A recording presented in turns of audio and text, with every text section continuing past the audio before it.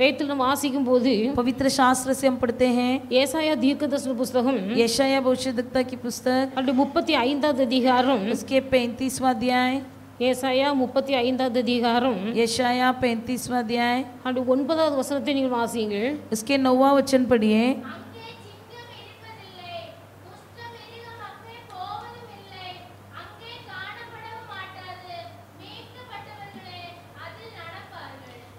அங்கே சிங்கம் இருப்பதில்லை, वहाँ सिंह न होगा, दुष्ट मिरुगम अंगे போவதில்லை, कोई हिंसक जंतु उस पर न चढ़ेगा, दुष्ट मिरुगम अंगे காணப்படவும் மாட்டாது, और न हिंसक जंतु वहाँ पाया जाएगा, மீட்கப்பட்டவர்கள் அதிலே நடப்பார்கள், परंतु छुड़ाए गए उस पर नित्य चलेंगे, மீட்கப்பட்டவர்கள் அதிலே நடப்பார்கள், छुड़ाए हुए लोग उस पर नित्य चलेंगे. தேவனுடைய ராஜ்யத்துக்குள்ளே மீட்கப்பட்டவர்கள் நடப்பார்கள், परमेश्वर के राज्य में छुड़ाए गए लोग चलेंगे. அங்கே சிங்கம் இருப்பதில்லை, वहाँ सिंह न होगा, दुष्ट मिरुगम இருப்பதில்லை, कोई हिंसक जंतु न होगा, दुष्ट मिरुगமும் சிங்கமும் அங்கே காணப்படுவதில்லை, वहाँ न सिंह या हिंसक जंतु पाया जाएगा, மீட்கப்பட்டவர்கள் அதற்குள்ளே பிரவேசிப்பார்கள், केवल छुड़ाए गए लोग उस पर नित्य रहेंगे, மீட்கப்பட்டவர்கள் அதிலே நடப்பார்கள், छुड़ाए गए उस पर नित्य चलेंगे. கர்த்தருடைய பிள்ளைகள், परमेश्वर के लोग இந்த வேத வசனத்தின் மூலமாய் ஆவியானவர் நம்மோடு கூட இடைப்பட்டு பேசுவார். इस वचन के द्वारा पवित्र आत्मा जी हम हर एक से बात करें. கர்த்தரால் மீட்கப்பட்டவர்கள் அங்கே நடப்பார்கள், परमेश्वर के द्वारा छुड़ाए गए लोग उसमें नित्य चलेंगे. அவர்கள்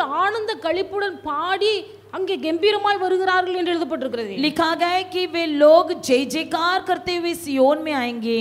அவர்கள் ஆனந்த களிப்போடு जय जयकार करते हुए பாடி சீயோனுக்கு வருவார்கள், गीत गाकर सियोन में आएंगे. மீட்கப்பட்டவர்கள் ஆனந்த களிப்போடு பாடி சீயோனுக்கு வருவார்கள், छुड़ाए गए लोग जय जयकार करते हुए सियोन में आएंगे. அங்கே சிங்கம் இருப்பதில்லை, துஷ்ட மிருகம் இருப்பதில்லை, वहां पर सिंह न होगा, हिंसक जंतु न होगा, அங்கே சிங்கம் துஷ்ட மிருகம் காணப்படவும் மாட்டாது, वहां पर ना ही सिंह या हिंसक जंतु पाया जाएगा. மீட்கப்பட்டவர்கள் அங்கே நடப்பார்கள், மீட்கப்பட்டவர்கள் அதுக்குள்ளே பிரவேசிப்பார்கள், केवल छुड़ाए गए लोग उसके भीतर प्रवेश करेंगे, छुड़ाए गए लोग ही उसी में नित्य चलेंगे. கோடிக்கணக்கான ஜனங்கள் வாழ்ந்து கொண்டிருக்க உலகத்திலே जो इस दुनिया में करोड़ लोग जी रहे हैं, கர்த்தர் ஒரு சிறு கூட்டத்தை தேடி வந்து परमेश्वर एक छोटे से अल्प भीड़ को ढूंढ कर आया, ஆண்டவர் நம்மை மீட்டெடுத்திருக்கிறார், और हमें परमेश्वर ने छुड़ा लिया है. அவரால் மீட்டெடுக்கப்பட்ட ஜனங்கள் நாம், उसके द्वारा छुड़ाए गए लोग हम हैं. மீட்கப்பட்டவர்கள் தேவனுடைய ராஜ்யத்திலே நடக்க வேண்டும், छुड़ाए गए लोग परमेश्वर के राज्य में चलना है. மீட்கப்பட்டவர்கள்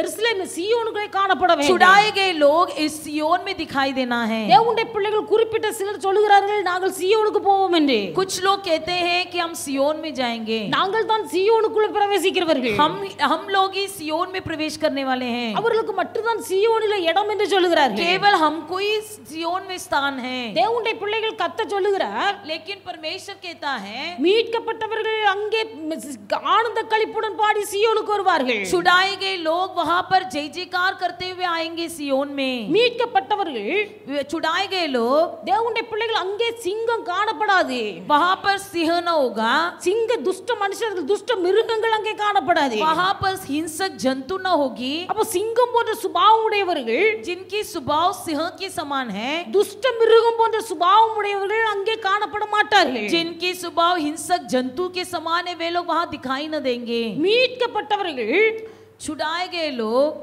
சீயோனுக்கு வருவார்கள், सियोन में आएंगे. சிங்கம் போன்ற சுபாவம் இருந்தால் சீயோனுக்குள்ள பிரவேசிக்க முடியாது, यदि सिंह के समान स्वभाव हो तो वो वहां पर नहीं आ पाएंगे. துஷ்ட மிருகத்துக்கு சுபாவம் இருந்தால் அங்கே போக முடியாது, यदि दुष्ट जंतु के समान स्वभाव हो तो वहां नहीं आ पाएंगे. வேதத்தில் எழுதப்பட்டிருக்கிறது, पवित्र शास्त्र में लिखा गया है, ஏசாயா 11வது அதிகாரம், यशाया 11वां अध्याय में, ஏசாயா 11வது அதிகாரம் 7வது வசனம் வாசிங்க, यशाया 11:7 पढ़िए.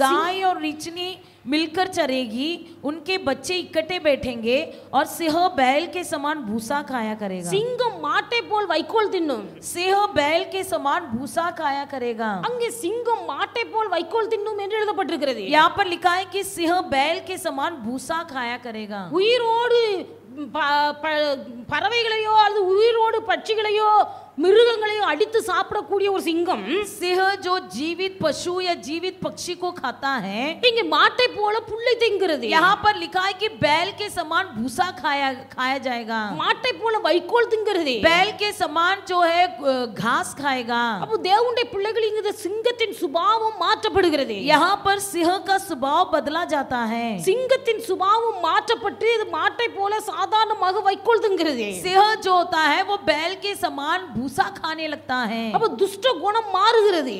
अंदर का दुष्ट स्वभाव दूर हो जाता है। துஷ்ட சுபாவம் உள்ளவர்கள் சீயோனுக்குள்ளே வர முடியாது. जिनके अंदर दुष्ट स्वभाव है वो सियोन में नहीं आ पाएंगे। வேதத்தில் வாசிப்பீர்களேயானால் पवित्र शास्त्र में यदि हम पढ़ेंगे, ஏசாயா 38வது அதிகாரம் यशाया 38वां अध्याय அந்த 13வது வசனத்தை வாசிக்கும் போது उसकी 13 वचन में हम पढ़ते हैं,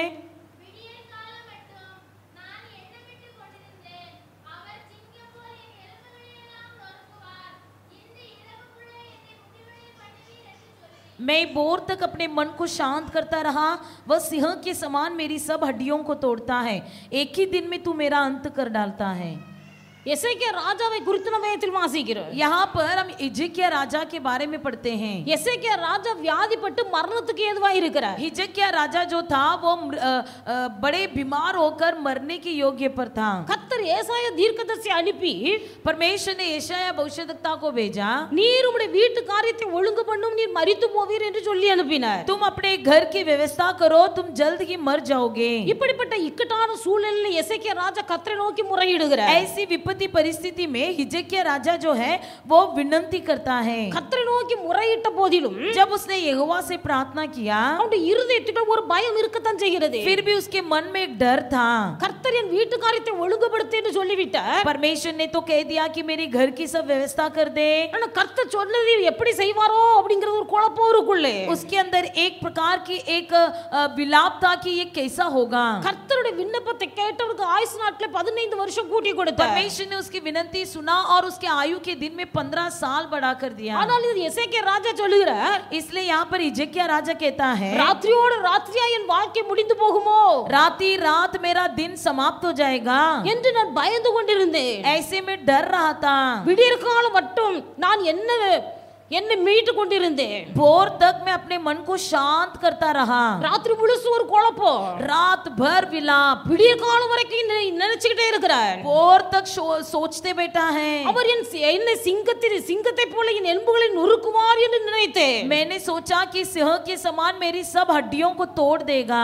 சிங்கத்தை போல என் எலும்பை நொறுக்குவார் என்று விடியற் காலம் வரைக்கும் நான் எண்ணமிட்டுக் கொண்டிருந்தேன் என்கிறார். मैं भोर तक अपने मन को शांत करता रहा कि वह सिंह के समान मेरी सब हड्डियों को तोड़ता है। தேவனுடைய பிள்ளைகள் சிங்கம் सिंह எலும்புகளை முறிக்கிறது, हड्डियों को तोड़ता है, எலும்புகளை நொறுக்குகிறது. हड्डियों को तोड़ता है। தானியேல் என்கிற தேவ மனுஷனை குறித்து நாம் வாசிக்கிறோம். दानियेल के बारे में हम पढ़ते हैं, அவன் தன் தேவனாய் கர்த்தரை ஒரு நாளைக்கு 3 தடவை வழிபட்டு கொண்டிருந்தார். वो प्रतिदिन दानियेल को परमेश्वर को 3 बार पुकारता था। கர்த்தருக்கு முன்பாகவும் ராஜாவுக்கு முன்பாகவும் உண்மையாய் நடந்திருந்தார். परमेश्वर के और राजा के सामने वो विश्वास योग्य था। ராஜா தானியேலை ஆசீர்வதித்து அரண்மனையில பெரிய உத்தியோகத்திலே கொண்டு வைத்தார். राजा दानियेल को आशीष देकर अपने महल में उन्नति किया था। ஜெபம் ஒரு மனுஷனை உயர்த்துகிறது. प्रार्थना किसी व्यक्ति को उन्नति करता है। எந்த ஒரு மனுஷனாய் இருந்தாலே कोई भी व्यक्ति क्यों न हो, தன் வேலையில் ஜாக்கிரதையாய் இருப்பானானால், यदि कोई अपने कामों में चौकस रहे, அவன் நீசனுக்கு முன்பாக அல்ல ராஜாவுக்கு முன்பாக போய் वो நிற்பார். किसी दास के सामने नहीं बल्कि राजा के सामने खड़ा रहेगा। தேவனுடைய பிள்ளைகள் இன்றைக்கு உயர்வை தேடுகிறோம்.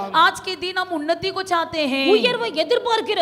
उन्नति को चाहते हैं, ஆனால் கர்த்தர் நம்மை நம்பி நம்முடைய கரத்தில் தந்த காரியத்திலே எந்த அளவுக்கு உண்மையாய் இருக்கிறோமோ, लेकिन परमेश्वर ने जो हमारे हाथों में दिया है उस कामों में हम जितनी विश्वास योग्य हैं, கர்த்தர் நம்மை நம்பி நம்முடைய கரத்தில் தந்த காரியத்திலே நாம் எவ்வளவு ஜாக்கிரதையாய் இருக்கிறோமோ, हम पर भरोसा करके परमेश्वर ने जो काम हमारे हाथ में दिया है उसे करने में कितने विश्वास योग्य हैं। தன் காரியத்தில் ஜாக்கிரதை உள்ள மனுஷன் अपने कामों में जो कोई जिम्मेदारी से काम करता करता है அவன் நீசனுக்கு முன்பாக அல்ல ராஜாவுக்கு முன்பாக நிற்பார். वो किसी दास के सामने नहीं बल्कि राजा के सामने खड़ा रहेगा। தானியேல் அடிமையாய் பிடித்துக் கொண்டு போகப்பட்ட ஒரு மனுஷன். दानियल को कैद के रूप में पकड़ कर ले लिया गया था, ஆனால் அவனுக்கு கொடுக்கப்பட்ட காரியத்திலே அவன் உண்மையாய் இருந்தார். लेकिन उसको दिए गए कामों में वो सच्चा रहा। அவனுக்கு கொடுக்கப்பட்ட காரியத்திலே ஜாக்கிரதையாய் இருந்தார். उसको दिए गए कामों में वो जिम्मेदारी से किया। கர்த்தருடைய ராஜாவுக்கு முன்பாக கொண்டு போய் விட்டார். परमेश्वर ने उसे राजा के सामने खड़ा किया। ராஜா அவனை உயர்ந்த பதவியில வைத்தார். राजा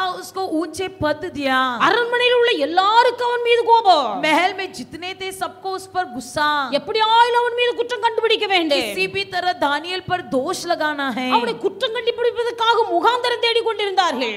दोष लगाने के लिए मौका ढूंढ रहे थे, அவன் ஒரு குற்றமும் காணப்படவில்லை. परंतु उस पर कोई दोष नहीं पाया। ஆனால் ஒரு குற்றத்தை கண்டுபிடித்தார்கள். लेकिन एक केवल दोष पाया। அவன் டெய்லி 3 வேளை ஜெபிக்கிறான். वो प्रतिदिन 3 बार प्रार्थना करता था। எருசலேம் தேவாலயத்துக்கு நேராக தன் பலகணிகளை திறந்து வைத்து यरूशलेम के मंदिर की और अपनी खिड़कियों को खोल रखता था தினம் 3 வேளை ஜெபிக்கிறான். और दिन में प्रतिदिन 3 बार प्रार्थना करता था। சத்துருக்கள் எல்லாம் பார்க்கிறார்கள். सारे शत्रु लोग देखने लगे। இவனை குற்றம் கண்டுபிடிக்க வேண்டுமானால் ஒரே ஒரு காரியம். इस पर यदि दोष लगाना हो तो केवल एक ही मौका है। இவன் தன் ஜீவனுள்ள தேவனாய கர்த்தரை தினம் 3 வேளை தொழுது கொண்டிருக்கிறான். ये अपनी जीवित परमेश्वर को दिन में 3 बार प्रार्थना कर रहा है। இவனை ஜெபிக்க வைக்க கூடாது. इसे प्रार्थना नहीं करने छोड़ना है। ராஜாவிடத்தில் போய் சொன்னார்கள், राजा के पास वो कहा 3 மாதம் வரைக்கும் 1 மாதம் வரைக்கும் 1 महीने तक உம்மை தவிர வேற யாரையும் வணங்க கூடாது. आपके अलावा और किसी को दंडवत न करें। தேவனுடைய பிள்ளைகளும் எல்லாருக்கும் தெரிந்த ஒரு சம்பவம். हम सारे सब घटना को जानते हैं। ராஜாவும் சம்மதித்தார். राजा ने भी सम्मति दिया।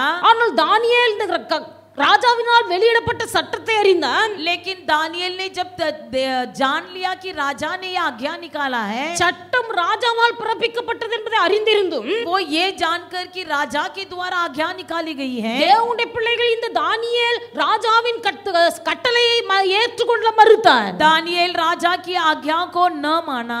அவன் தான் முன்பு செய்தபடியே தினம் 3 வேளை ஜெபிக்க ஆரம்பிக்கிறான். पहले जैसे 3 बार प्रार्थना करता था वैसे ही करता रहा। அவனை சிங்கத்தின் கெபிலே கொண்டு போட வேண்டும் என்றார்கள். उसे सिंह की गुफा में डाल देना चाहा। சிங்கத்தின் கெபிலை தூக்கி கொண்டு போட்டார்கள். सिंह की गुफा में डाल दिया।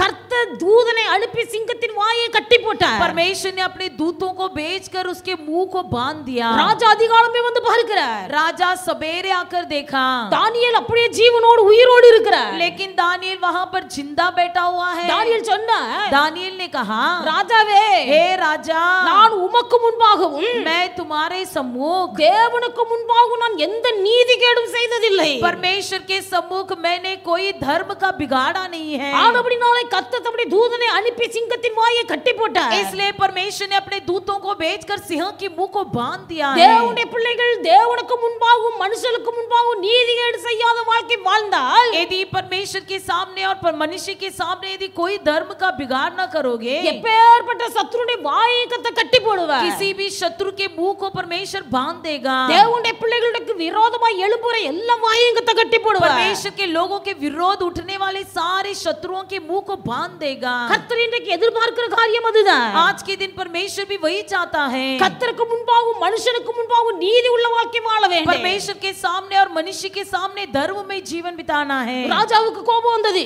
राजा को क्रोध हुआ।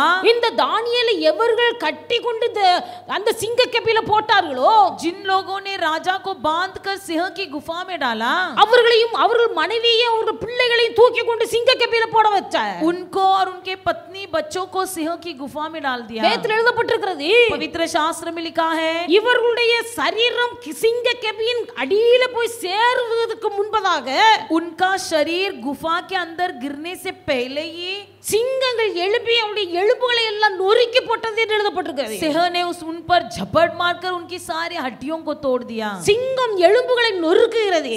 सिंह हड्डियों को तोड़ डालता है। சிங்கம் தேவனுடைய ராஜ்யத்தில் பிரவேசிப்பதில்லை. सिंह परमेश्वर के राज्य में प्रवेश नहीं करता। சீயோனுக்குள்ளே சிங்கம் பிரவேசிப்பதில்லை. सिय्योन में सिंह प्रवेश नहीं करता। அங்கே துஷ்ட மிருகம் காணப்படுவதில்லை. वहां जंतक हिंसू प्रवेश नहीं करता। தேவனுடைய பிள்ளைகள் சீயோனுக்குள்ளே பிரவேசிக்க வேண்டுமானால், यदि हमको सिय्योन में प्रवेश करना है, மீட்கப்பட்டவர்கள் அதில் நடப்பார்கள். केवल छुड़ाए गए लोग वहां पर चलेंगे। மீட்கப்பட்டவர்கள் ஆனந்த களிப்போடு திரும்பி வந்து எருசலேமுக்குள்ளே போவார்கள். छुड़ाए गए लोग आनंदित होकर लौटकर सिय्योन में प्रवेश करेंगे। இன்றைக்கு நாம் தைரியமாய் சொல்ல முடியும், இயேசு கிறிஸ்து தம்முடைய இரத்தத்தினால் என்னை மீட்டு கொண்டார். यीशु मसीह मुझे लहू के द्वारा छुड़ा लिया है, इसे हम बड़े धैर्य से कह सकेंगे। மீட்டு கொள்ளப்பட்டவர்கள் உண்மைதான், छुड़ाए तो गए निश्चय है, மீட்கப்பட்டவர்களுக்குள்ளே சிங்கத்தின் குணாதிசயங்கள் இருக்குமேயானால், लेकिन छुड़ाए गए लोगों के अंदर सिंह का स्वभाव हो, மீட்கப்பட்டவர்களுக்குள்ளே துஷ்ட மிருகத்தின் குணாதிசயம் இருக்குமேயானால், यदि छुड़ाए गए लोगों के अंदर दुष्ट जंतुओं की स्वभाव हो, அவர்கள் சீயோனிலே காணப்பட முடியாது. वे सिय्योन में दिखाई नहीं देंगे,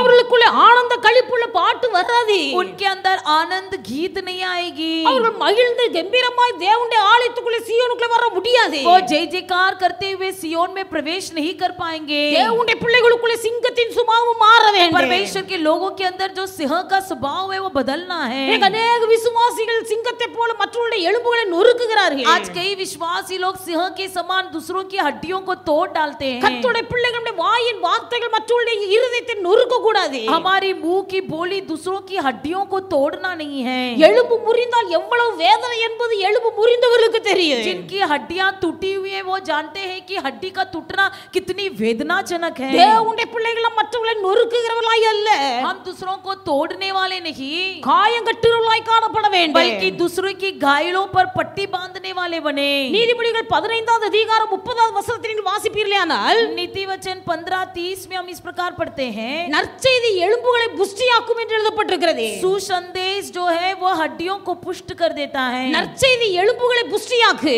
सुसंदेश हड्डियों को हष्ट पुष्ट कर देता है। தேவனுடைய பிள்ளைகள் மற்றவருடைய எலும்புகளை நொறுக்குகிறவர்களாக அல்ல, हम दूसरों की हड्डियों को तोड़ देने वाले नहीं, மற்றவருடைய எலும்புகளை புஷ்டியாக்குகிறவர்களாய் காணப்பட வேண்டும். बल्कि दूसरों की हड्डियों को हष्ट पुष्ट कर देना है।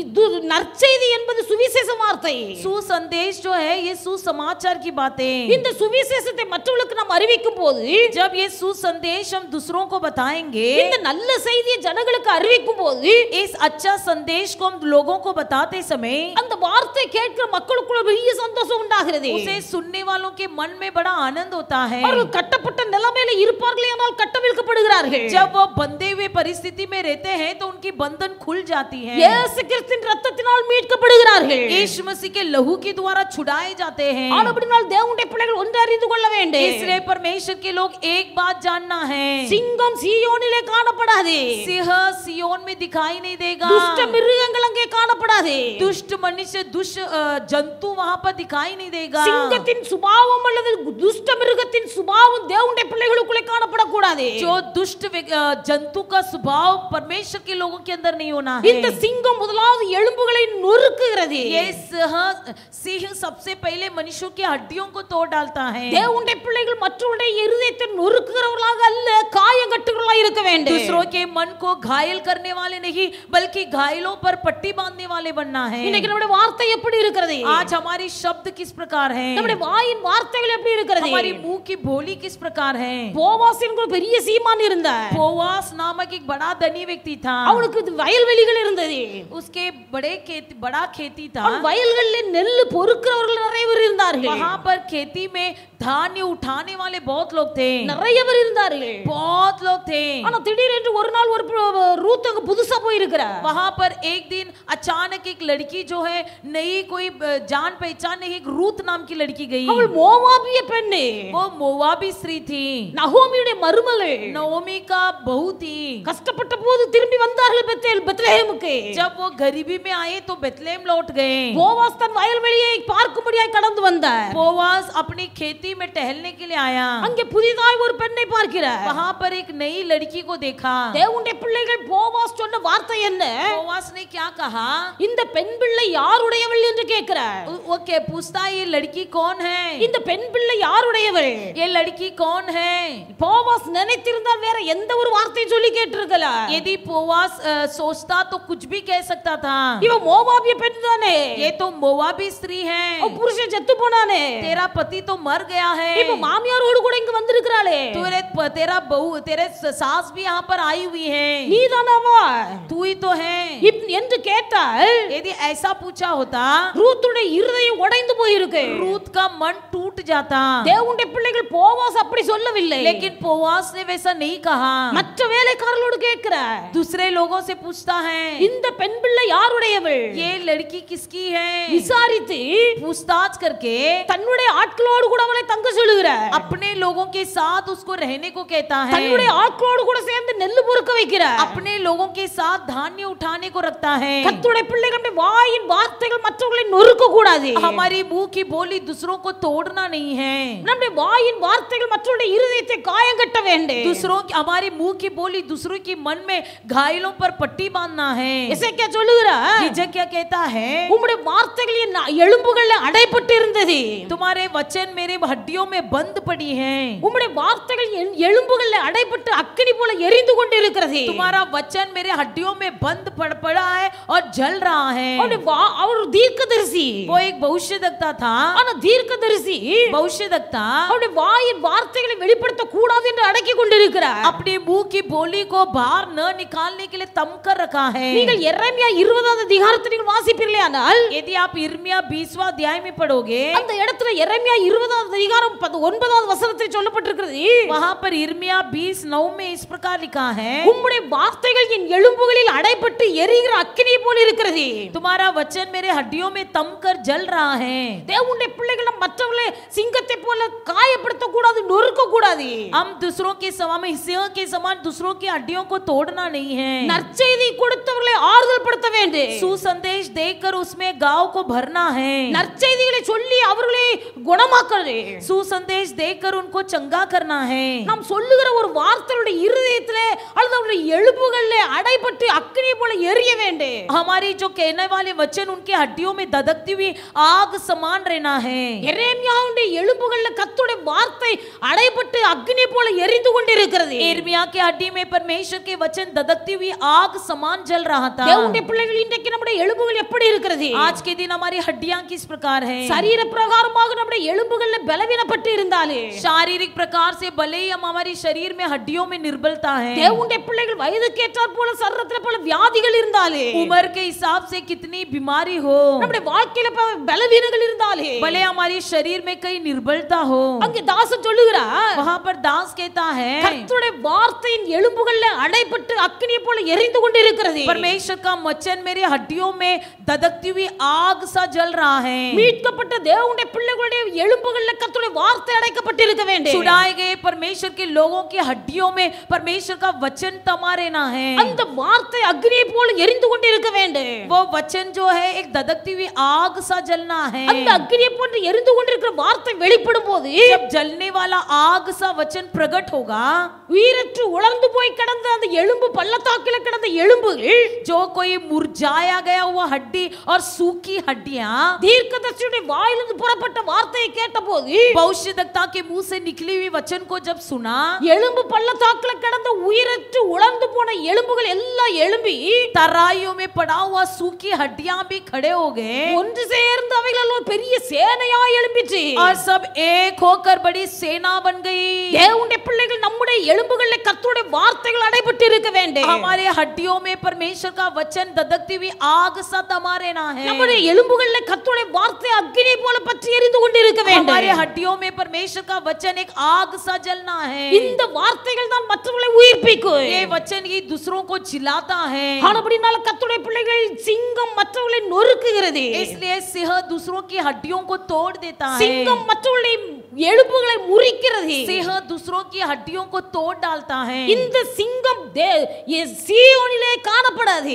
ये सिंह सियोन में दिखाई नहीं देगा. தேவனுடைய பிள்ளைகள் நம்முடைய வார்த்தைகள் மற்றவர்களுடைய எலும்புகளை முறிக்க கூடாது. हमारी शब्द दूसरों की हड्डियों को नहीं तोड़ना है. மற்றவர்களுடைய இருதயத்தை காயப்படுத்த கூடாது. दूसरों के मन को घायल नहीं करना है. மாறாக நம்முடைய எலும்புகளிலே கர்த்தருடைய வார்த்தை அடைபட்டு இருக்க வேண்டும். हमारे हड्डियों में परमेश्वर का वचन भरा रहना है. நம்முடைய எலும்புகளிலே அடைபட்டு இருக்கிற கர்த்தருடைய வார்த்தை நமக்குள்ள அக்னியாய் எரிந்து கொண்டிருக்க வேண்டும். परमेश्वर का वचन जो हमारी हड्डियों में है वो ददकती हुई आग सा जलना है. இப்படிப்பட்ட வார்த்தைகளை கேட்கிற மக்களுக்குள்ள இருதய காயங்கள் ஆற்றப்படும். इस प्रकार के वचन सुनने वालों का मन मन की घायल सूख जाएगी। இப்படிப்பட்ட வார்த்தைகளை கேட்கிற ஜனங்களுக்குள்ள ஒரு ஆறுதல் உண்டாகும். ऐसे वचन को सुनने वालों के मन में तसल्ली होगी। அப்படினால கர்த்தருடைய வார்த்தையினால் நம் எலும்புகள் அடைக்கப்பட வேண்டும். इसलिए हमारी हड्डियों परमेश्वर के वचन से भरा जाना है। மாத்திரமல்ல தேவனுடைய பிள்ளைகள் வேதத்தில் எழுதப்பட்டிருக்கிறது, केवल वह नहीं, पवित्र शास्त्र में लिखा गया है, சிங்கம் கர்ச்சிக்கும் என்று எழுதப்பட்டிருக்கிறது. सिंह गरजता है, சிங்கம் கர்ச்சிக்கும்.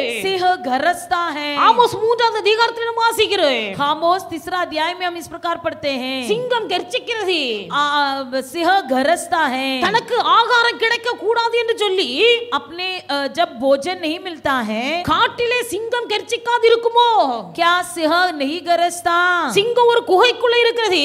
सिंह एक गुफा में रहता है। சிங்கத்துக்கு பசி எடுக்கும் போது जब सिंह को भूख लगता है, அந்த காடே அதிர்ம்படியாய் சிங்கம் கர்ச்சிக்கிறது. जंगल को हिलाने समान गरजता है। இந்த சிங்கத்தின் கர்ச்சிப்பு சத்தத்தை கேட்கும்போது जब सिंह की गरजने की आवाज सुनाई देती है, ஆங்காங்கே இருக்கிற சிறு விலங்குகள் எல்லாம் यहाँ वहाँ जो छोटे छोटे जंतुए होते हैं, தாங்கள் உயிர் பிழைப்பதற்காக தங்களுடைய வாசஸ்தலத்தை தேடி ஓடுகிறது. वो अपनी जान बचाने के लिए अपने घर की ओर देखकर दौड़ता है। அப்படி ஓடுகிற சில விலங்குகளை பார்க்கிற சிங்கம் वैसे दौड़ने वाले देखने वाले सिंह அவ ஓடி போய் அந்த விலங்குகளை அடித்து கொன்று போடுகிறது. दौड़कर जाकर उस जंतुओं पर झपट देता அந்த है விலங்குகளை அடித்து கொன்று சாப்பிடுகிறது. और उसे पकड़कर खा लेता है। தேவனுடைய பிள்ளைகள் சிங்கம் கர்ச்சிக்கிறது.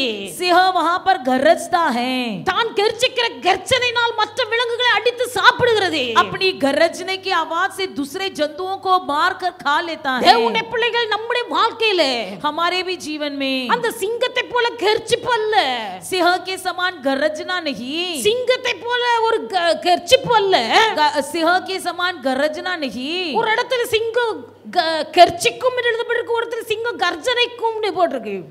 एक जगह पर लिखा है गरजता है और दूसरे जगह पर भी गरजता है लिखा है। தேவனுடைய பிள்ளைகள் வேதத்தில் எழுதப்பட்டிருக்கிறது, நீதிமானுடைய கூடாரத்தில் இரட்சிப்பின் கம்பீர சத்தம் உண்டாயிருக்கு. पवित्र शास्त्र में लिखा है कि धर्मी के तंबू में परमेश्वर की जय जयकार की आवाज सुनाई देगी। மீட்கப்பட்டவருடைய கூடாரத்தில் இரட்சிப்பின் கம்பீர சத்தம் உண்டாயிருக்கு. छुड़ाए गए परमेश्वर के लोगों के भीड़ में जय जयकार की आवाज सुनाई देगी। மீட்கப்பட்டவர்கள் சீயோனிலே காணப்படுவார்கள். छुड़ाए गए लोग सियोन में नित्य चलेंगे। மீட்கப்பட்டவர்கள் ஆனந்த களிப்புள்ள இருதயத்தோடு பாடி சியோனுக்குள்ளே திரும்புவார்கள். छुड़ाए गए लोग जय जयकार के साथ लौटकर गीत गाकर सियोन में जाएंगे। மீட்கப்பட்ட தேவனுடைய பிள்ளைகளுடைய வீட்டிலே கம்பீர இரட்சிப்பின் கம்பீர சத்தம் உண்டாயிருக்கிறதா? छुड़ाए गए परमेश्वर के लोगों के जीवन में क्या जय जयकार की आवाज है? தேவனுடைய பிள்ளைகள் நம்முடைய வீடுகளிலே கூக்குரலின் சத்தம் உண்டாகிறதா? या हमारे घर में चिल्लाने की आवाज सुनाई देती है? சிங்கம் கர்ச்சிக்கும் போது காடே அதிருகிறது. जब सिंह गरजता है तो जंगल हिलने लगता है। இன்னைக்கு अनेகர் கர்ச்சிக்கிறார்கள். आज कई लोग गरजते हैं, வீடே அதிருகிறது. घर ही हिलता है। ஒரு சிங்கம் கர்ச்சிக்கும் போது காடே அதிருகிறது. जब एक सिंह गरजता है तो पूरा जंगल हिलता है। மீட்கப்பட்டேன் என்று சொல்லுகிற ஆணோ பெண்ணோ जो कहते हैं कि मैं छुड़ाया गया हूँ, कहने वाले स्त्री या पुरुष, அவருடைய கர்ச்சிப்பினால வீடே அதிருமானால் उनकी गरजने की आवाज से घर हिलता हो, தேவனுடைய பிள்ளைகள் அவருக்குள்ளே இருப்பது சிங்கத்தின் சுபாவம். उनके अंदर सिंह का स्वभाव है। இந்த சிங்கத்தின் சுபாவம் அழிக்கப்படாதவர்கள் சீயோனுக்குள்ளே போக முடியாது. ये सिंह का स्वभाव जिसका मिठा नहीं है वो सियोन में नहीं जा पाएगा। தேவனுடைய பிள்ளைகள் நம்முடைய குடும்பத்திலே கூடாரத்துக்குள்ள இரட்சிப்பின் கம்பீர சத்தம் உண்டாயிருக்க வேண்டும். हमारे तंबू में धर्म का जय जयकार आवाज सुनाई देना है। நம்முடைய வாயில் உள்ள வார்த்தைகள் தேவனை பாடி துதிக்க கூடிய ஆனந்த களிப்புள்ள உதடு உண்டாயிருக்கணும். हमारी मुंह की बोली के द्वारा परमेश्वर का गीत गाकर उसकी जय जयकार करने वाले मग्न भरे बातें निकलना है। தேவனுடைய பிள்ளைகளுடைய வாயின் வார்த்தைகள் மிருதுவாய் இருக்க வேண்டும். हमारी मुंह की बातें जो बहुत ही निर्मल होना है। மெதுவான பிரதித்துறை உக்கிரத்தை மாற்றும் என்று எழுதப்பட்டிருக்கிறது. लिखा गया है कि शांत भरी उत्तर दूसरों के मन की घायलों को सुखा देता है। மெதுவான பிரதித்துறை உக்கிரத்தை மாற்றி जो शांत जवाब जो होता है दूसरे की क्रोध को तमा देता है। ஒரு ஆளுடைய சத்தம் உயருகிறது என்று சொன்னால் அடுத்த ஆள் சத்தத்தை குறையுங்க. जब किसी का आवाज ऊंचा उठता है तो दूसरा व्यक्ति अपनी आवाज शांत कर दे। ரெண்டு பேரும் சத்தத்தை உயர்த்தும் போது जब दोनों आवाज उठाएंगे அங்கே சிங்கம் கர்ச்சித்தது போல வீடே அலறுகிறது. वहां पर सिंह गरजते समान पूरा घर हिलता है। கூடுமான வரைக்கும் விசுவாசிகள் மெதுவாய் பேச கற்றுக்கொள்ளுங்கள். ज्यादा से ज्यादा विश्वासी लोग बड़े शांत से बात करना सीखो। கர்த்தருடைய சமூகத்தில் ஆர்ப்பரித்து கம்பீரியுங்கள். परमेश्वर के सम्मुख में जय जयकार करो। நடைமுறையில வீடுகள்ல பேசுகிற வார்த்தைகள் அமைதியா இருக்கட்டும். आपके घर में रोज का जो बातें करते हैं वो बड़े शांत से बात कीजिए। தேவனுடைய சமூகத்திலே கடந்து வந்து தேவனை ஆராதிக்கும் போது முழு பலத்தோடு கர்த்தரை ஆராதியுங்கள். लेकिन परमेश्वर के सम्मुख में आकर जब आराधना करोगे तो पूरे मन से आराधना कीजिए. இன்னைக்கு अनेகருடைய வாழ்க்கையிலே கர்த்தருடைய சமூகத்தில் வந்தால் வாய் திறக்க முடியவில்லை. आज कई लोग हैं जो परमेश्वर के सम्मुख में आकर मुंह नहीं खोल पाते हैं. ஆனால் வீட்ல போனா சிங்கத்தை போல கர்ஜிக்கிறார்கள். लेकिन घर में जाने के बाद सिंह के समान गरजते हैं. கர்ஜிக்கிற சிங்கம் சீயோனிலே காணப்படாது. गरजने वाला सिंह सिय्योन में नहीं पाया जाएगा. சிங்கம் எலும்புகளை நொறுக்குகிறது. सिंह हड्डियों को तोड़ डालता है. சிங்கம் கர்ஜிக்கிறது. सिंह गरजता है. தேவனுடைய பிள்ளைகள் மற்றவர்களுடைய எலும்புகளை நொறுக்க கூடாது. दूसरों की हड्डियों को नहीं तोड़ना है. நம்முடைய எலும்புகளிலே கர்த்தருடைய வார்த்தை அடைக்கப்பட்ட அக்கினி போல எரிந்து கொண்டிருக்க வேண்டும். बल्कि हमारी हड्डियों में वचनों से भरी हुई धधकती हुई आग से जलते रहना है. இந்த அக்கினி போன்று எரிந்து கொண்டிருக்கிற வார்த்தையினால் மற்றவருடைய இருதயத்தின் காயங்களை கட்ட வேண்டும். इस जलने वाले आग के भरे वचन के द्वारा दूसरों की घायलों को भरा देना है. சிங்கத்தை போல தேவனுடைய பிள்ளைகள் கர்ஜிக்க கூடாது. सिंह के समान गरजना नहीं है. நம்முடைய வீட்டில் ரட்சிப்பின் கம்பீர சத்தம் உண்டாயிருக்க வேண்டும். हमारे घर में उद्धार का जय जयकार की आवाज सुनाई देना है. தேவனுடைய ஆலயத்துக்குள்ளே வரும்போது தேவனுடைய பிள்ளைகள் நீங்கள் ஆனந்த களிப்புள்ள உதடுகளோடு முழு பலத்தோடு கர்த்தரை ஆராதியுங்கள். लेकिन परमेश्वर के मंदिर में आते समय आनंद भरे ओठों के साथ अपने पूरे बल से परमेश्वर की जय जयकार करें. மாத்திரமல்ல இந்த சிங்கம் மற்றவர்களை பீறி போடும் என்று எழுதப்பட்டிருக்கிறது. लिखा गया है कि ये सिंह जो होता है दूसरों को फाड़ डालता है. பீறி போடுகிறது. फाड़ डालता है. யோவேல் 1வது அதிகாரத்தில் வாசிக்கும் போது சொல்லப்பட்டிருக்கிறது. योएल की पहला अध्याय में इस प्रकार लिखा है. சிங்கம் பீறி போடுகிறது. सिंह फाड़ डालता है. தேவனுடைய பிள்ளைகள் பீறி போடுகிற பற்கள் சிங்கத்துக்கு உண்டு.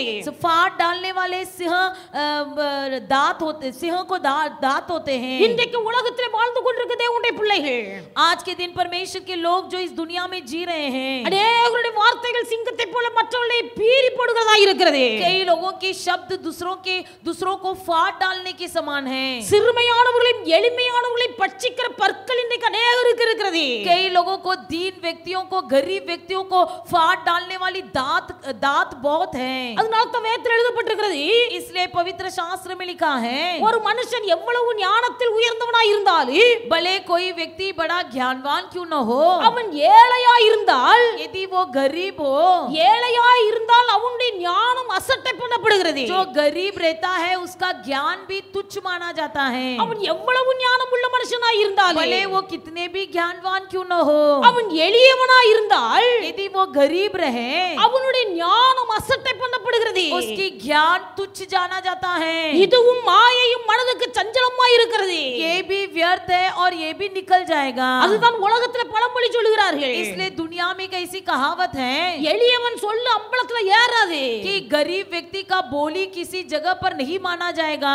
எளியவன் சொல்லு அம்பலத்துல ஏறாது. गरीब व्यक्ति का बोली कहीं पर माना नहीं जाएगा. தேவனுடைய பிள்ளைகள் இன்றைக்கு நம்முடைய வார்த்தை எப்படி இருக்கிறது? परमेश्वर के लोग हमारी मुंह की बोली किस प्रकार है? எளியவர்களையும் ஏழைகளையும் காணும்போது நம்முடைய வாயின் வார்த்தைகள் அவர்களை பீறி போடுகிறது. क्या गरीब व्यक्तियों को और दीन व्यक्तियों को देखते समय हमारी मुंह की बोली के द्वारा उनको फाड़ डालते हैं? ஏழைகளுக்கு ஒரு நியாயம், பணக்காரர்களுக்கு ஒரு நியாயம். गरीबों की एक न्याय और अमीरों के लिए एक न्याय. இந்த ஒரு நியாயம் பேசுகிற அனுபவம் தேவனுடைய பிள்ளைகளுக்குள்ளே இருக்க கூடாது. ऐसी न्याय कहने वाली बातें किसी लोगों के मुंह में नहीं होना है. பிரசங்கி 4வது அதிகாரம் 5வது அதிகாரத்தை நீங்கள் வீட்டில் போய் வாசியுங்கள். सबोपदेशक 4 और 5 में इस प्रकार लिखा गया है, வழக்கிலே முகதாட்சியம் பார்ப்பது நல்லதல்ல. वकालत करने में कोई प्रकार के पक्षपात करना भला नहीं है. நம்முடைய வாயின் வார்த்தைகள் மற்றவர்களை பீறி போட கூடாது. हमारी मुंह की बोली दूसरों को फाड़ नहीं डाले.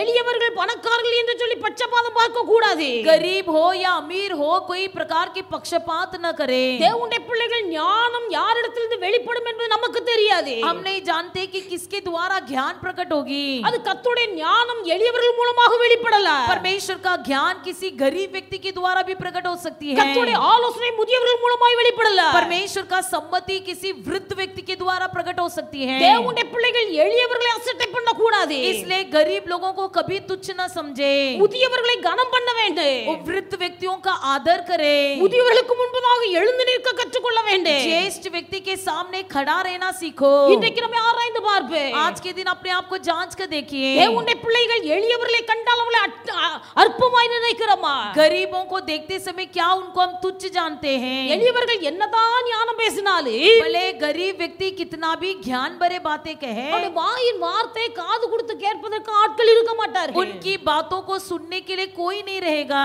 தேவனுடைய பிள்ளைகள் நமக்குள்ள அப்படிப்பட்ட சுபாவம் இருக்குமேயானால் சியோனுக்குள்ள போக முடியாது. यदि हमारे अंदर ये सारे स्वभाव हो तो सियोन में नहीं जा पाएंगे. யாராய் இருந்தாலும் சரி, कोई भी क्यों न हो. பெரியவர்களுடைய ஆலோசனை கேட்கணும், சிறியவர்களுடைய ஆலோசனை கேட்கணும். बड़ों की भी आलोचना सुनना है, छोटों की भी सम्मति सुनना है. ஏழைகளின் ஆலோசனை கேட்க வேண்டும், படித்தவர்களுடைய ஆலோசனை கேட்க வேண்டும். गरीबों की भी सम्मति सुनना है, अमीरों की भी सम्मति सुनना है. எல்லா ஆலோசனையும் கேட்டு सारी सम्मति को सुनकर கர்த்தருடைய சமூகத்துல வைத்து கர்த்தருடைய ஆலோசனைக்கு முடிவு, அவருடைய முடிவை நம்ம எடுத்து ஜீவிக்க வேண்டும். परमेश्वर के सम्मुख में रखकर परमेश्वर की सम्मति के अनुसार चलना है. வேதத்தில் நீங்கள் வாசிப்பீர்களானால் पवित्र शास्त्र में यदि आप पढ़ोगे, 1 ராஜாக்களின் புத்தகம் 13வது அதிகாரத்தில் ஒரு சம்பவத்தை நம்ம வாசிக்கிறோம். पहली राजाओं की पुस्तक 13वां अध्याय में घटना पढ़ते हैं. சீக்கிரமா நான் சொல்லி முடிக்கிறேன், जल्दी खत्म करती हूँ. அங்க 1 ராஜாக்களின் புத்தகம் पहली राजाओं की पुस्तक 13வது அதிகாரம் 13वां अध्याय 24வது வசனத்தை வாசியுங்கள். 24वां वचन पढ़िए.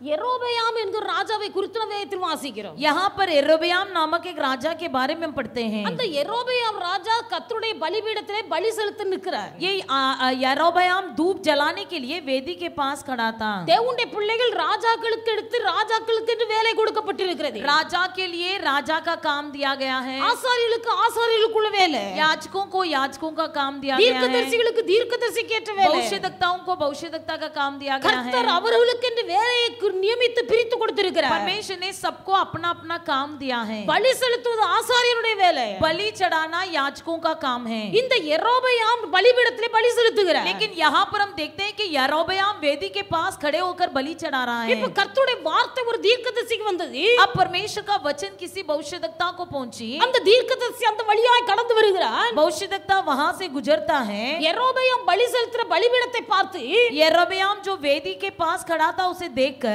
பலிபீடமே பலிபீடமே, हे वेदी हे वेदी, இன்றைக்கு உன் மீது பலி பொருளை செலுத்துகிறார்கள், आज के दिन तुझ पर बलि चढ़ा रहे हैं. ஆனால் இதே பலிபீடத்திலே நாளைக்கு பலி செலுத்துகிற மனுஷர்கள் பலி செலுத்தப்படுவார்கள். लेकिन यही वेदी पर जो लोग बलि चढ़ा रहे हैं वे लोग बलि किए जाएंगे. இன்றைக்கு பலி பொருளை பலி செலுத்துகிறார்கள், आज के दिन बलि वस्तुओं को बलि चढ़ा रहे हैं. ஆனால் நாட்கள் கடந்து போகும்போது लेकिन जब दिल निकल जाएगा, பலி செலுத்துகிற மனுஷனையே இதுல பலி செலுத்துவார்கள். जो व्यक्ति बलि चढ़ा रहे हैं उसी व्यक्तियों को वहां पर बलि चढ़ाया जाएगा. இதற்கு அடையாளமாக இப்பொழுதே இந்த பலிபீடம் வெடித்து சாம்பல் எல்லாம் சிதறி போகும் என்று சொன்னார். इसका चिन्ह यही है कि अभी ये वेदी फट जाएगा और इस पर की राख गिर जाएगा.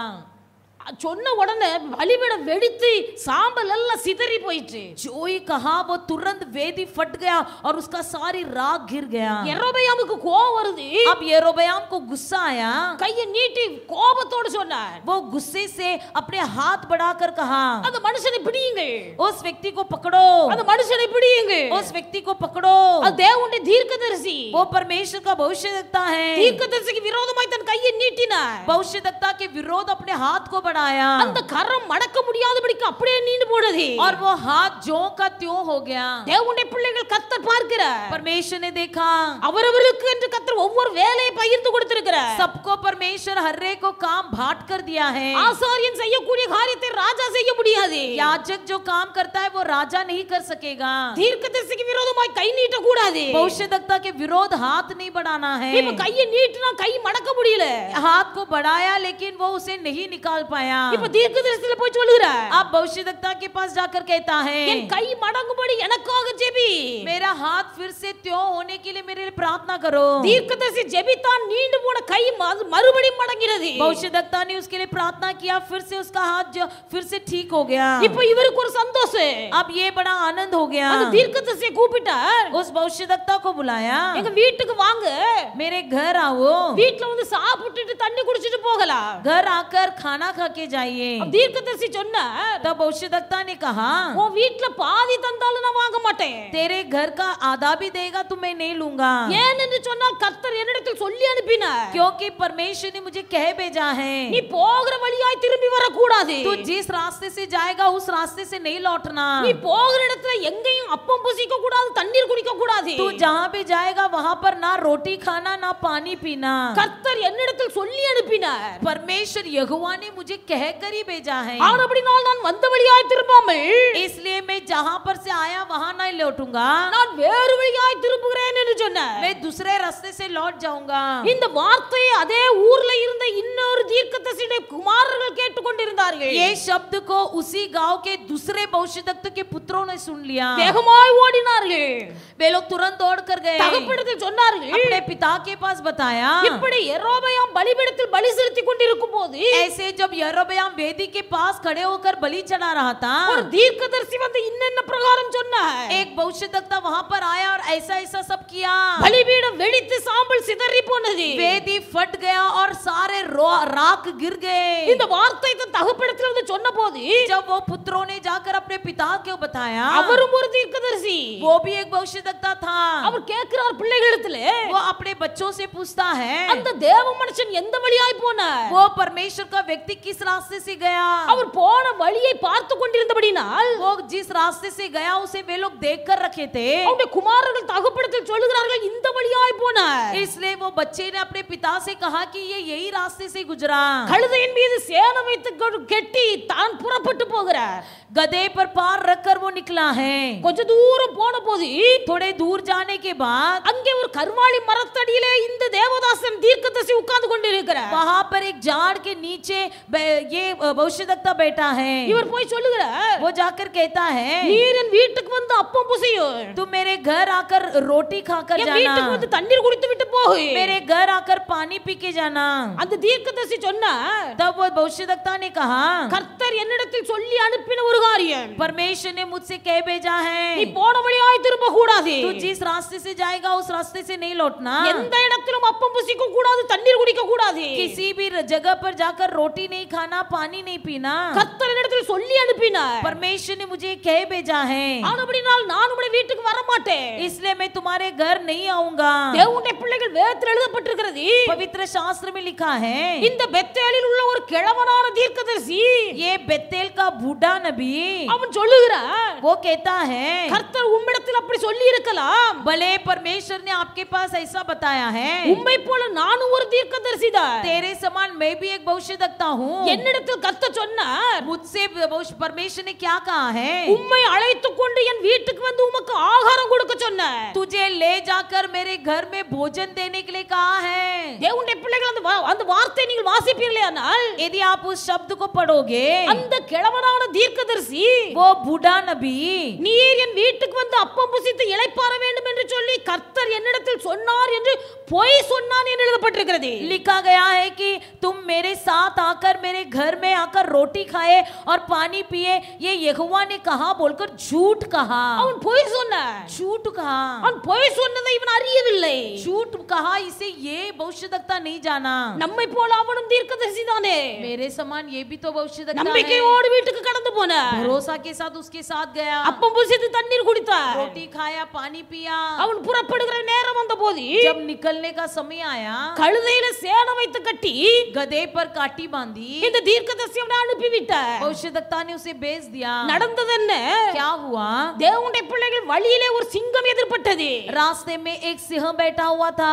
அந்த சிங்கம் இந்த தீர்க்கதரிசியை அடித்து கொன்று போட்டது. ये सिंह इस नबी को खा डाला, அந்த சிங்கம் அவனை அடித்து கொன்று போட்டது. उसे मार डाला. கழுதை அந்த இடத்துல நின்று கொண்டிருக்கிறது. और गधा भी उसी शव के पास खड़ा है. சிங்கமும் அங்கதான் நிற்கிறது. सिंह भी वहां पर ही खड़ा है. சிங்கமும் உயிரோடு நின்று கொண்டிருக்கிறது, கழுதை உயிரோடு நின்று கொண்டிருக்கிறது. கொண்டிருக்கிறது. सिंह भी वहां पर जिंदा खड़ा है, गधा भी वहां पर जिंदा खड़ा है. ஆனால் வழி விலகி போன இந்த தீர்க்கதரிசி மாத்திரம் அந்த சிங்கம் கொன்று போட்டது. केवल उस नबी जो परमेश्वर की बात नहीं सुना उसी को सिंह ने मार डाला. தேவனுடைய பிள்ளைகள் வழி விலகி போகிறவர்களை சிங்கம் கொன்று போடுகிறது. जो अपने मार्ग से भटक जाते हैं उनको सिंह आकर झपट देता है. இன்றைக்கு தேவனுடைய பிள்ளைகள் நாம் மிகவும் கவனமாய் இருக்க வேண்டும். आज के दिन परमेश्वर के लोग बहुत ध्यानपूर्वक रहना है. வழி விலகி போகிறவர்களை சிங்கம் கொன்று போடு. मार्ग से भटक जाने वालों को सिंह मार डालता है. ஆனபடியால் கர்த்தருடைய பிள்ளைகள் நாம் யாராயிரும் வழி விலகி போக கூடாது. इसलिए परमेश्वर के लोग हम में से कोई भी मार्ग से न भटके. எவனை விழுங்கலாம் என்று சொல்லி பிசாசானவன் வகை வீசி தேடிக் கொண்டிருக்கிறார். किसे निगल ले बोलकर सिंह के समान भटक रहा है. எவர்களுடைய ஆத்துமாவை அழித்து போடலாம் என்று சொல்லி வலை வீசி தேடிக் கொண்டிருக்கிறார். किसकी प्राण को नष्ट कर डाले इसी की मौका ढूंढ रहा है. தேவனுடைய பிள்ளைகள் நம்முடைய ஆண்டவர் யூத ராஜ சிங்கம். लेकिन हमारा परमेश्वर यहूदा का राजाओं का सिंह है. யூத ராஜ சிங்கம் வழி விலகி போகிறவர்களை அவர் கொன்று போட மாட்டார். यहूदा के राजा का सिंह जो है भटकने वालों को कभी नहीं मार डालेगा. அவர் வழி விலகி போகிறவர்களை கண்டித்து உணர்த்துகிறார். वो जो भटकता है उनको परमेश्वर जो है उनको ले आता है. அவரை எச்சரித்து உணர்த்துகிறார். उनको चेतावनी देकर उनको भावनाकृत करता है. தேவனுடைய பிள்ளைகள் அவரை தன் பக்கமாய் அன்பினால் இழுக்கிறார். उनको अपने पास प्रेम के द्वारा खींच लेता है. ஆனபடியால் யூத ராஜ சிங்கம் வழி விலகி போகிறவர்களை எச்சரித்து உணர்த்தி திரும்ப கொண்டு வருகிறார். इसलिए यहूदा का राजा का सिंह जो है वो जो भी भटकने वालों को अपने पास चेतावनी देकर ले आता है. ஆனால் இந்த சிங்கம் வழி விலகி போன தீர்க்கதரிசியை கொன்று போட்டது. लेकिन ये सिंह ने क्या किया, मार्ग से भटका हुआ वे नबी को आकर मार डाला. தேவனுடைய பிள்ளைகள் சகோதரனை பகைக்கிறவன் மனுஷ கொலை பாதகன். जो कोई अपने भाइयों से बैर करता है वो मनुष्य का घातक है. இன்றைக்கு நாம் எழுத்தின்படி மனுஷர்களை கொன்று போடாவிட்டால் आज के दिन भले हम लैंगिक तौर से मनुष्य को न मारते தன் हैं, சகோதரனை பகைக்கிறவன் மனுஷ கொலை பாதகன். अपने भाइयों से बहनों से बैर करने वाले व्यक्ति मनुष्य के घातक हैं. காரணமில்லாமல் தன் சகோதரனை பகைத்துக் கொள்ளுகிறவன் எரி நரகத்துக்கு ஏதுவாய் இருக்கிறான். बिना कारण अपने भाइयों से बैर करने वाले जलता हुआ नरक का पात्र बन जाता है. சீயோனுக்கு போகிறோம் என்று அழைக்கப்பட்டிருக்கிறோம். हम सियोन जाने के लिए बुलाए गए हैं. சீயோனுக்குள்ள பிரவேசிக்க வேண்டும் என்று நடக்கிறது. सियोन में प्रवेश करने के लिए बुलाए गए हैं. மீட்கப்பட்டவர்கள் சீயோனிலே நடப்பார்கள். छुड़ाए गए लोग सियोन में नित्य चलेंगे. தேவனுடைய பிள்ளைகள் சீயோனிலே நடக்க வேண்டுமானால் सियोन में चलना हो तो சிங்கத்தின் சுபாவங்கள் நம்மை விட்டு அழிய வேண்டும். हमारे अंदर सिंह का स्वभाव मिटना है. காரணமில்லாமல் தன் சகோதரனை பகைக்கிறவன் எரி நரகத்துக்கு ஏதுவாய் இருக்கிறான். बिना कारण अपने भाइयों से बैर रखने वाले जलता हुआ नरक के अपात्र हैं. நாம் நினைக்கலாம் நாம் மீட்கப்பட்டவர்கள் நாம் சீயோனுக்கு போகிறவர்கள். हम यही सोच रहे हैं कि हम छुड़ाए गए हैं, हम सियोन में जा रहे हैं. எப்படியும் கர்த்தர் எனக்கு சீயோன்ல ஒரு இடம் வைத்திருப்பார். किसी भी तरह परमेश्वर मुझे सियोन में एक जगह रखा है. மனசுல ஒரு திருப்தி உண்டாகிறது. मन में एक तृप्त है. ஆனால் காரணமில்லாமல் தன் சகோதரனையோ சகோதரியோ பகைத்துக் கொண்டிருந்தால் परंतु बिना कारण अपने भाइयों से बहनों से यदि बैर करते रहोगे, அவர்கள் சீயோனுக்கல்ல எரி நரகத்துக்கு ஏதுவாய் இருக்கிறார்கள். ना ही हम सियोन के बनेंगे, हम जलता हुआ आग नरक के पात्र बन जाएंगे. தன் சகோதரனை பார்த்து மூடனே என்று அழைக்கிறவன் எரி நரகத்துக்கு ஏதுவாய் இருக்கிறான். जो कोई अपने भाई को देखकर मूढ़ व्यक्ति कहता है वो नरक का पात्र है. இன்னைக்கு அநேகர் தங்கள் பிள்ளைகளை பார்த்து மற்றவர்களை பார்த்து சொல்கிறார்கள் உனக்கு என்ன அறிவு இருக்கிறது. कुछ लोग जो है अपने भाइयों को, अपने बहनों को, अपने बच्चों को कहते हैं तुझे क्या दिमाग है. முட்டாளே என்று சொல்கிறார்கள். कहते हैं मूर्ख व्यक्ति.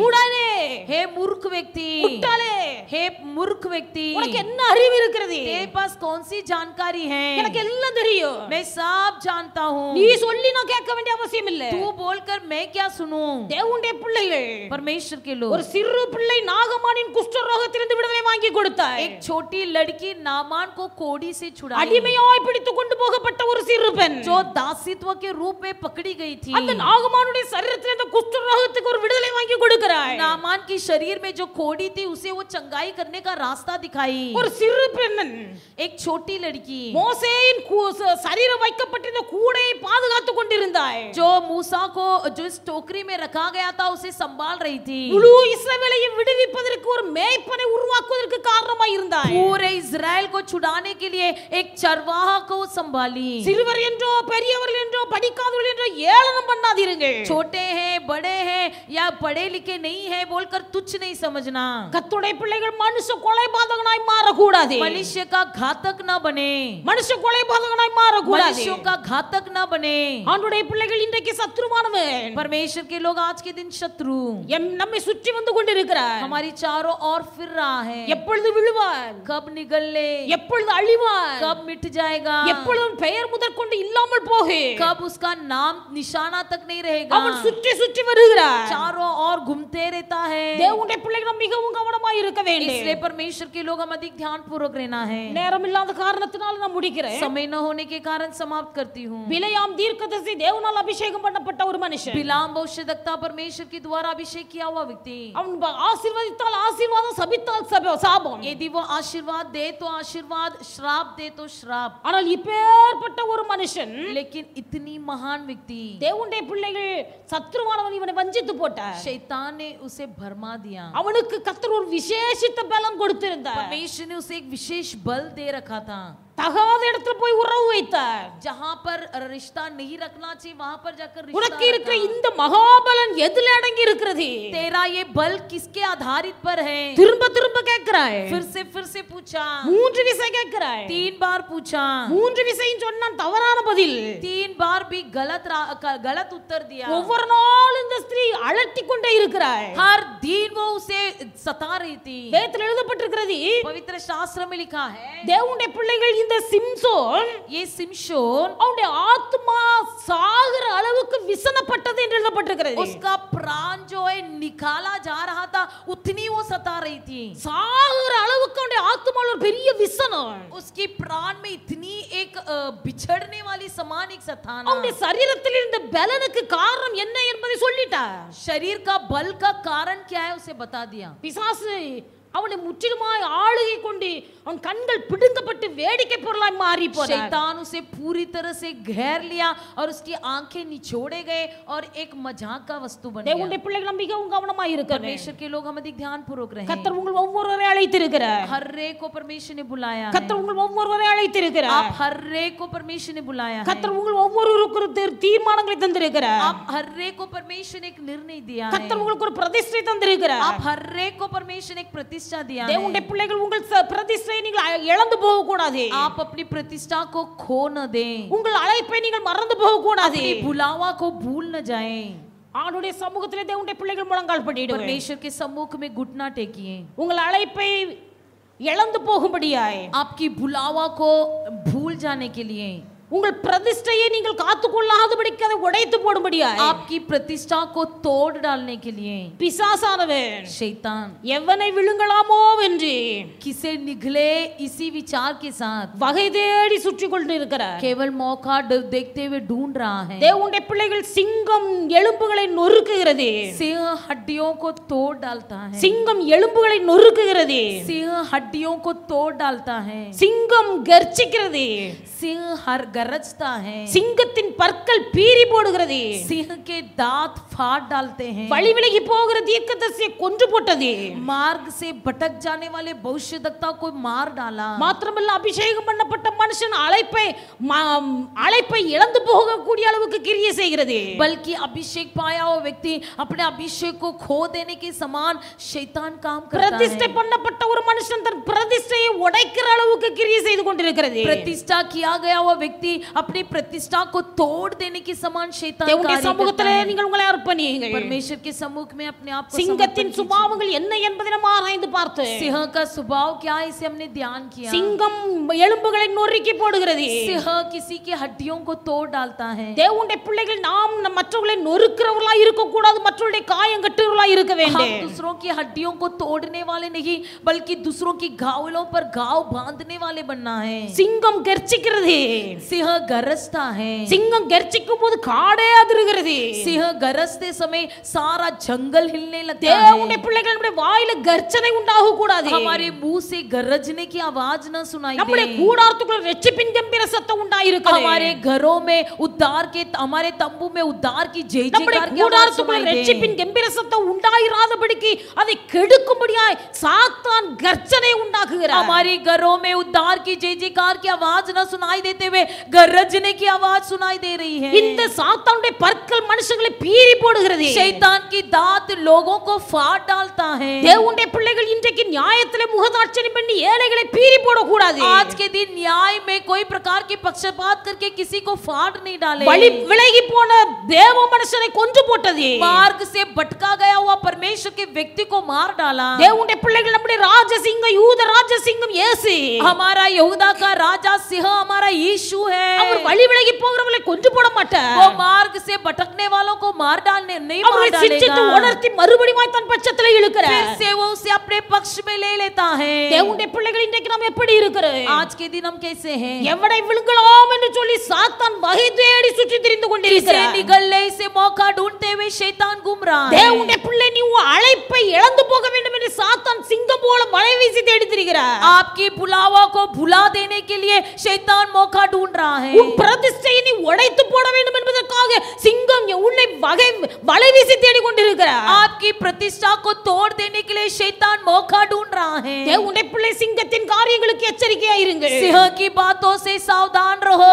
கர்ச்சிக்கிற சிங்கம் போல गरजने वाले सिंह के समान எவனை விழுங்கலாமோ என்று வகை தேடி சுற்றுகின்றது. किसे निगलने है इसे मौका ढूंढते हुए घूम रहा है। இதுவரைக்கும் உங்கள் அழைப்பிலே உறுதியாய் நிலைநிற்கிற தேவனுடைய பிள்ளைகள் ஒன்றை அறிந்து கொள்ளுங்கள். अभी तक जो लोग बुलावा में स्थिर है वे ध्यान से सुनिए। இன்றைக்கு உங்கள் வாழ்க்கையில குறுக்கிடுகிற சோதனை அல்லது காரியங்கள் நிமித்தமாக आज के दिन आपके जीवन में होने वाली परीक्षा के द्वारा உங்கள் அழைப்பை நீங்கள் இழந்து போகும்படியாய் சாத்தான் கிரியை செய்து கொண்டிருக்கிறார். आपकी बुलावा को भुला देने के लिए शैतान कार्य कर रहा है। கர்த்தர் உங்கள் வாழ்க்கையில ஒரு குறிப்பிட்ட நோக்கத்தோடு உங்களை பிரதிஷ்டை பண்ணி வைத்திருக்கிறார். आपको परमेश्वर ने कुछ नियुक्त बातों के लिए प्रतिष्ठा किया ஒரு है। குறிப்பிட்ட காரியத்துக்காக கர்த்தர் உங்களை தியாகம் பண்ணி வைத்திருக்கிறார். कुछ नियुक्त काम करने के लिए त्याग कर रखा है। உங்கள் பிரதிஷ்டை உடைக்கும்படியாய் சாத்தான் கிரியை செய்து கொண்டிருக்கிறார். आपकी प्रतिष्ठा को तोड़ देने के लिए शैतान क्रिया कर रहा है। உங்கள் தியாகம் உள்ள வாழ்க்கையை உடைக்கும்படியாய் சாத்தான் கிரியை செய்து கொண்டிருக்கிறார். आपकी त्याग भरे जीवन को तोड़ने के लिए शैतान क्रिया कर रहा है। எவ்வளவுதான் சாத்தான் கிரியை செய்தாலும் कितना भी शैतान क्रिया करे தேவனுடைய பிள்ளைகள் உங்கள் அழைப்பை விட்டு விலகாதீருங்கள். आप अपनी बुलावा से दूर न हो। உங்கள் தரிசனத்தை விட்டு நீங்கள் விலகாதீருங்கள். अपने दर्शन से दूर न हो। உங்களை குறித்த தீர்க்க தரிசன வார்த்தை குறித்து நீங்கள் விலகாதீருங்கள். आपको दिया गया हुआ भविष्यवाणी से दूर न हो। உங்கள் வாழ்க்கையில கர்த்தர் வைத்திருக்கிற பிரதிஷ்டை நீங்கள் உடைத்து आपके போடாதீர்கள். जीवन की प्रतिष्ठा से दूर न हो। இவைகளெல்லாம் சாத்தான் சிங்கம் போல வலை வீசி தேடி திரிகிறார். इसे सब शैतान मौका ढूंढते हुए घूम रहा है। சாத்தானுடைய தந்திரங்கள் நீங்கள் அறியாதவர்கள் அல்ல. शैतान के कामों को तुम सब जानते हो। சாத்தானுக்கு எதிர்த்து நில்லுங்கள். शैतान का सामना करो। சத்துரு அப்பளை உள்ள விட்டு ஓடி तब போவார். वो शैतान तुम्हें छोड़कर भाग जाएगा। எல்லாரும் வாய் திறந்து सब சொல்லுங்க. अपना मुंह खोल कर கர்த்தர் बोलिए। இப்பொழுது சாத்தானை எதிர்த்து நிற்க தகுதி பலன் தருவார். शैतान को सामना करने के लिए परमेश्वर बल देगा। சாத்தானை எதிர்த்து நிற்க கர்த்தர் உங்களுக்கு பலன் தருவார். शैतान को सामना करने का बल देगा। உங்கள் இருதயத்தில் இருக்கிற எல்லா பாரங்கள் விலகி போகும். आपके मन की सारी बोझ हल्का हो உங்களை जाएगी। சோர்வடைய பண்ணும்படியாய் பிசாசானவன் கிரியை செய்து आपको கொண்டிருக்கிறார். उदास कराने के लिए शैतान कार्य कर रहा உங்கள் है। அழைப்பை நீங்கள் இழந்து போகும்படியாய் சாத்தான் கிரியை செய்து आपके கொண்டிருக்கிறார். बुलावा को भुला देने के लिए शैतान कार्य உங்கள் कर रहा பிரதிஷ்டை है। நீங்கள் உடைக்கும்படியாய் சாத்தான் கிரியை செய்து आपकी கொண்டிருக்கிறார். प्रतिष्ठा को तोड़ देने के लिए शैतान कार्य कर உங்கள் रहा है। தியாக ஜீவித்தை இழக்கும்படியாய் கிரியை செய்து आपके கொண்டிருக்கிறார். त्याग भरे जीवन को भुला देने के लिए कार्य कर रहा இவைகளெல்லாம் है। மறைமுகமாய் சாத்தான் உங்கள் கால்களுக்கு வலையை விரித்துக் கொண்டிருக்கிறார். ये सब गुप्त बात शैतान आपके पैरों में जाल फैला தேவனுடைய பிள்ளை है। நீ அறியாமையினால் சாத்தானுடைய வலையில போய் சிக்கிக் கொள்ளாதே. अनजान में शैतान के जाल में फंस नहीं जाना। அறியாமையினால் சாத்தானுடைய வலையில போய் சிக்கிக் கொள்ளாதே. अनजान में शैतान के जाल में फंस नहीं जाना। உன் வாழ்க்கையை கர்த்தருக்கு ஒப்புக்கொடு. अपने मार्ग को समर्पण உன் வாழ்க்கையை கர்த்தருக்கு ஒப்புக்கொடு. अपने जीवन समर्पण कर। கர்த்தர் உன்னை பாதுகாப்பார். परमेश्वर तेरी रक्षा करेगा। கர்த்தர் உன்னை பாதுகாப்பார். परमेश्वर तेरी रक्षा உன் करेगा। கால்கள் சிக்கிக் கொள்ளாதபடிக்கு கர்த்தர் உன்னை பாதுகாப்பார். तेरे पैरों को जालों से बचाएगा। சத்துருவான உன் கண்களுக்கு மறைவாய் இருக்கிற வலைகளுக்கு உன் கால்கள் தப்பித்துக் கொள்ளும்படியாக கர்த்தர் பாதுகாப்பார். जो गुप्त में बिछाई गई जाल से तेरी प्राण बचेगी। ஹalleluya ஹalleluya ஹalleluya ஹalleluya. ஆவியானவரே உமக்கு நன்றி. ஆவியானவரே உமக்கு நன்றி. தெய்வகுமாரனே உமக்கு நன்றி ஐயா, நன்றி ஐயா, நன்றி ஐயா. வல்ல தெய்வமே உமக்கு நன்றி ஆண்டவரே, நன்றி நாதா, நன்றி நாதா. ஹல்லேலூயா, ஹல்லேலூயா, ஹல்லேலூயா. இயேசு ராஜா உமக்கு நன்றி, நன்றி, நன்றி, நன்றி. ஹல்லேலூயா, ஹல்லேலூயா, ஹல்லேலூயா. ஆவியானவரே உமக்கு நன்றி ஆண்டவரே, உமக்கு ஸ்தோத்திரம் நாதா. ஹல்லேலூயா, ஹல்லேலூயா, ஹல்லேலூயா, ஹல்லேலூயா. கர்த்தர் நமக்கு தந்த நல்ல வசனத்துக்காக परमेश्वर हमें दिया हुआ अच्छे वचन के लिए தேவனுடைய பிள்ளைகள் நம்ம எல்லாரும் கர்த்தரை ஸ்தோத்திரிப்பே. ஸ்தோத்திர ஸ்தோத்திர ஸ்தோத்திர ஸ்தோத்திர ஸ்தோத்திர ஸ்தோத்திர ஸ்தோத்திர.